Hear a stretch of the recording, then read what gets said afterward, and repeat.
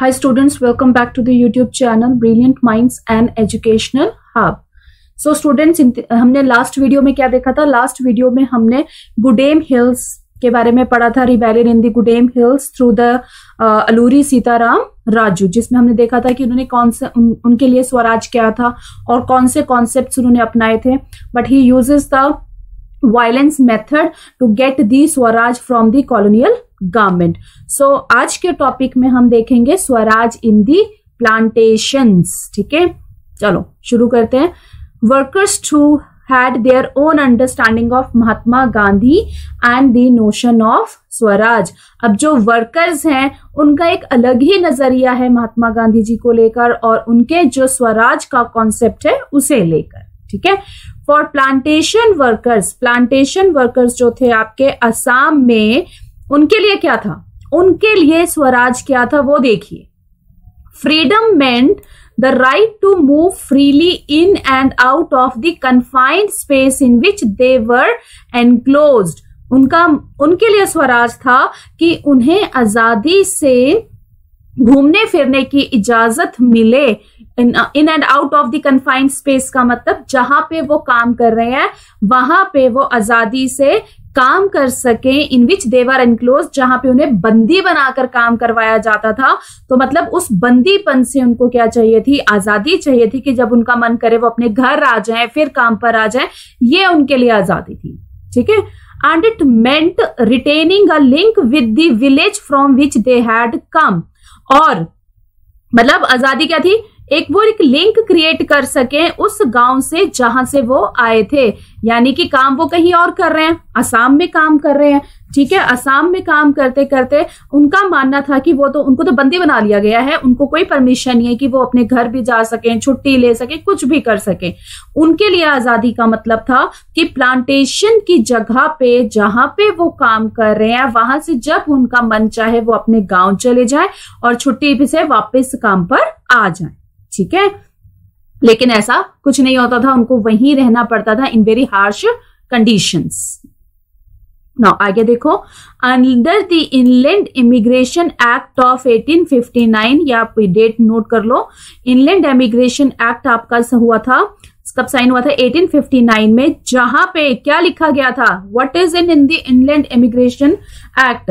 इसमें लिखा गया था कि plantation workers were not permitted to leave the tea gardens without permission.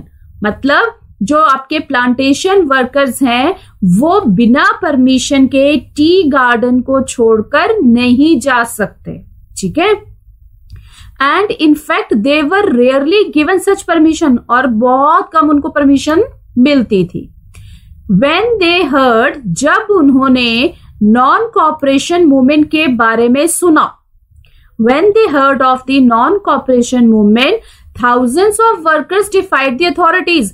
मतलब बहुत सारे हजारों जो वर्कर्स थे वो अथॉरिटीज के खिलाफ हो जाते हैं और लेफ्ट दी प्लांटेशंस, वो प्लांटेशंस को छोड़कर चले जाते हैं. कहाँ जाते हैं? अपने घरों की तरफ चल पड़ते हैं. They believed that Gandhi Raj was coming. उनका मानना था कि गांधी राज आ रहा है and everyone would be given their land in their own village. और सभी को जमीन मिलेगी उनके अपने गांव में. ठीक है, कॉन्सेप्ट सोचो, देखो क्या है उनके लिए, क्या आ गया, अब कहां से शुरू हुआ था और क्या क्या सोच रहे हैं लोग. उनका मानना था गांधी राज आ रहा है एंड सबको अपने अपने गांव में जमीनें मिलेंगी. So they, however, never reached their destination. लेकिन वो अपने गांव कभी पहुंच ही नहीं पाए. क्यों? देखो, stranded on the way by a railway and steamer strike. क्यों फंस जाते थे वो? क्यों? कई जगह पे रेलवे और स्टीमर स्ट्राइक चलती थी. They were caught by the police. Police उन्हें पकड़ लेती थी and brutally beaten up, और उन्हें बुरी तरह से पीटती थी. ठीक है, नेक्स्ट देखो. The vision of these movements were not defined by the Congress program. ऐसे मूवमेंट्स का मतलब जो बाबा रामचंद्र ने चलाया या फिर अलूरी सीताराम ने चलाया या प्लांटेशन वर्कर्स ने चलाया, है ना, ऐसा कोई मूवमेंट नहीं था. ऐसी कोई भी चीज जो थी कांग्रेस ने अपने अंडर डिफाइन नहीं की थी. They interpreted the term Swaraj in their own ways. सबने स्वराज का मतलब अपने अपने तरीके से या अपनी सोच से अलग तरीके से डेवलप कर लिया. ठीक है, imagining it to be a time when all suffering and all troubles would be over. उनका मानना था कि जिन तकलीफों से हम गुजर रहे हैं उसका अंत होगा, तो डेफिनेटली हमें स्वराज मिल जाएगा। Yet when the tribals chanted गांधीजी's name, जब भी वो गांधी जी का नाम लेते and raised slogans, और वो स्लोगन बोलते, क्या स्लोगन्स थे उनके? स्वतंत्र Bharat. They were also emotionally relating to an all India agitation। अब वो किसके साथ कनेक्ट, बड़े इमोशंस हो जाते थे लेकर ऑल इंडिया एजिटेशन को लेकर। ऑल इंडिया एजिटेशन का मतलब क्या होता है? एजिटेशन मीन्स आंदोलन जो पूरे भारत में होते थे। When they acted in the name of Mahatma Gandhi और linked their movement to that of the Congress, जब वो गांधी जी के नाम पे एक्ट करते थे और अपने मूवमेंट को कांग्रेस के साथ जोड़ते थे, they were identifying with the movement which went beyond the limits of their immediate locality। इसका मतलब क्या है कि उनका जो मूवमेंट है वो सिर्फ क्या था, उनकी लोकेलिटी में ही रह गया था। अब जैसे बाबा रामचंद्र का था पीजेंट्स, अवध में पीजेंट्स, और किसके खिलाफ था? तालुकदार्स के खिलाफ और लैंडलॉर्ड्स के खिलाफ, तो वो अवध तक ही लिमिटेड रह गया था। उसके बाद अगर मैं गुडेम हिल्स आंध्र प्रदेश की बात करूं, ट्राइबल्स की, जो उन्होंने मूवमेंट शुरू किया था उसका दायरा वहीं तक रह गया था। ठीक है, क्यों? क्योंकि उनके लिए स्वराज का मतलब वही था कि हमें जो छोटी छोटी जो प्रॉब्लम्स वो फेस कर रहे थे उनसे छुटकारा अगर मिल जाए तो इट मीन्स स्वराज उन्हें मिल गया। तो यही चीज यहाँ पे प्लांटेशन वर्कर्स के साथ हुई है कि असम में जब उनको, असम प्लांटेशन में उनका मतलब था क्या कि जब दिल करे उनका वो अपने घर चले जाए, उन्हें छुट्टी मिल जाए काम से, तो अच्छी वर्किंग कंडीशंस मिल जाए, ये उनके लिए स्वराज था। तो यहाँ पे गांधी जी के नाम पर या कांग्रेस के प्रोग्राम्स के नाम पर स्वराज का कॉन्सेप्ट बिल्कुल चेंज हो गया। क्लियर हो गया अभी आपको इतना? ये अंडरलाइन कर लिया करो छोटे छोटे पॉइंट्स जो मैं आपको मार्क करवा रही हूं। ठीक है, चलो जी इस पिक्चर पे आ जाओ। ये है आपका Chauri Chaura incident is in UP. देखो पिक्चर देख लो, पिक्चर बेस्ड क्वेश्चन रहते हैं ना पेपर में, देखो आप उसको।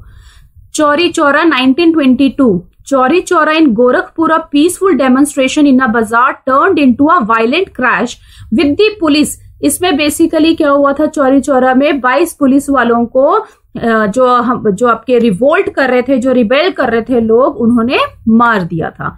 तो हेयरिंग ऑफ द इंसिडेंट, जब महात्मा गांधी जी ने इस इंसिडेंट को सुना तो उन्होंने नॉन कॉपरेशन मूवमेंट को बंद करवा दिया। ठीक है, क्लियर हो गया अभी आपको इतना? ये हमारा टॉपिक फिनिश हो चुका है। नेक्स्ट सेशंस में हम लोग थर्ड टॉपिक शुरू करेंगे, towards civil disobedience. I hope आपको ये तीनों के तीनों मूवमेंट्स क्लियर हो गए होंगे, Baba Ramchandra, Gudem hills and plantation workers. Clear है?